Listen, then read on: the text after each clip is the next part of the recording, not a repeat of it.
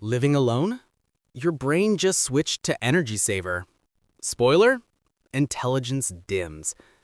Let's start exploring. Number 6. Weaker social accountability.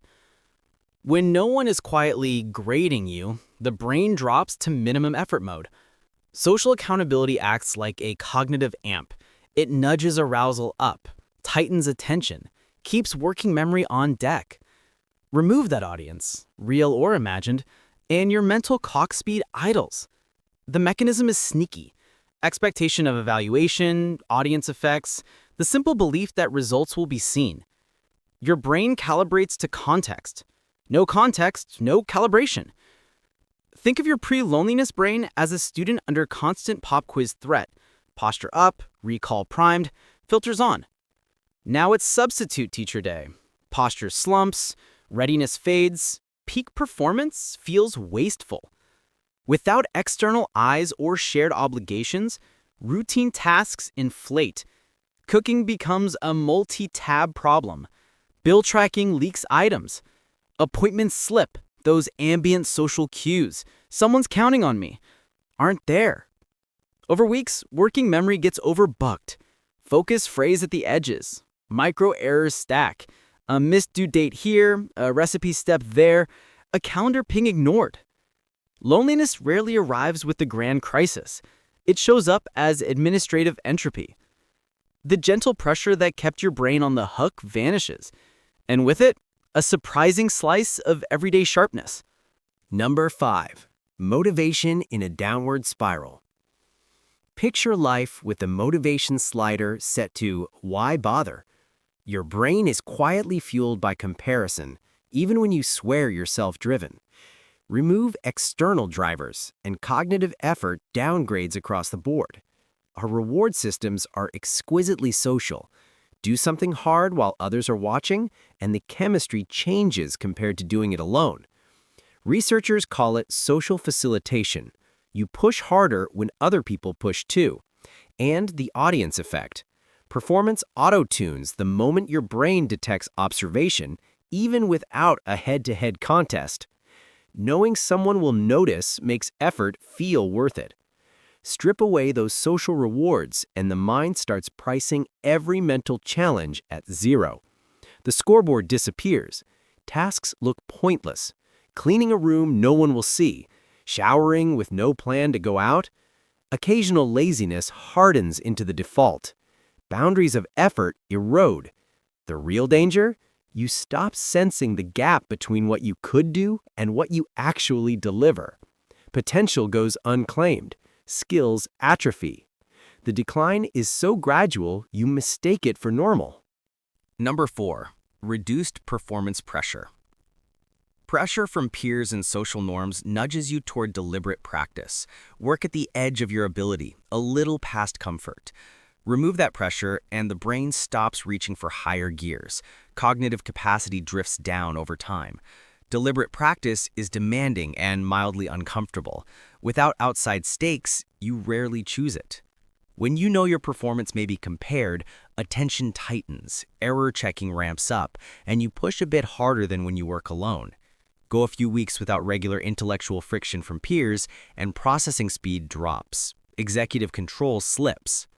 Simple tasks feel oddly heavy, remembering where you parked, following a short recipe. Arousal circuitry runs below optimal. You're not stressed enough to mobilize full resources, and there's no social reward on the horizon. You end up in a cognitive middle ground, not relaxed, not focused, a terrible place for performance. Worse, the brain starts accepting this lower bar as normal. You lose calibration for what true peak feels like. In short, you're less sharp than you think. Number 3. The experience desert. Cut yourself off from people, and you cut your brain off from novelty. Fewer fresh inputs, fewer contrasting viewpoints, fewer unexpected problems to chew on. Every conversation you skip is a missed learning rep. Over time, your knowledge base narrows in ways you can measure. 2 tracks diverge. Fluid intelligence, solving brand new problems, peaks in early adulthood.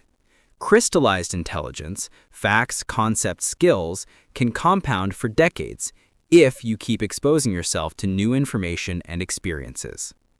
Isolation slows that accrual to a crawl. Social contexts deliver mental models. Argue a point. Overhear a different take. Watch someone else reason. These encounters seed reasoning schemas, reusable frameworks your mind can apply later. One coffee chat can hand you a lens you'd never invent alone. Dial down those encounters for a few months, and flexible reasoning scores slide. The brain grows less adaptable to novelty, slower to find patterns, duller at transfer.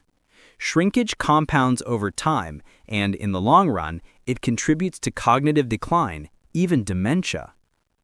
Number 2. Weakens self-monitoring. Loneliness dulls the brain's built-in error detector.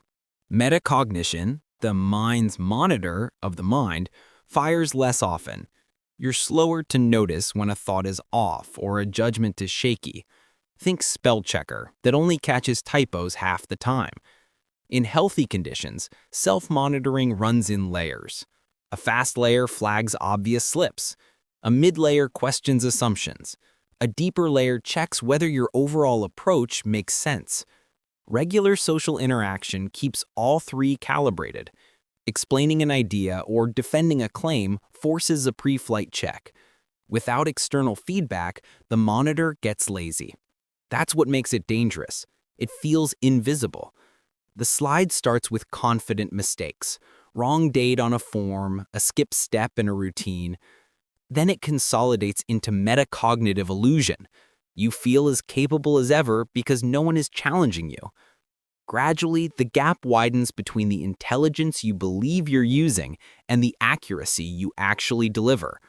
Untested confidence is how isolation quietly degrades judgment.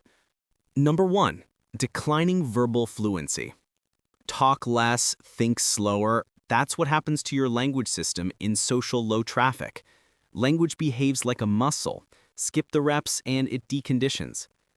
Vocabulary trims down through lexical attrition. Word-finding latency creeps in. Precision and nuance leak, especially for abstract ideas and emotion words. You know what you mean, but the label won't load. Mid-sentence stall, microwave. Exhausting back and forth with a waiter because the term won't surface. Under the hood, roots that map feelings and concepts to words get rusty without use. Everyday conversation is a cognitive sprint, instant retrieval from tens of thousands of entries, grammar in real time, meaning construction, social context filtering, all in milliseconds. Cut the conversations and your brain stops running that sprint at speed. Over time, the circuits for quick wit, crisp phrasing, and a lush lexicon weaken. That's why living solo can leave you out of sync in fast group chats and oddly detached from ordinary social contexts. If this resonates, stick around. More brain-savvy breakdowns are coming.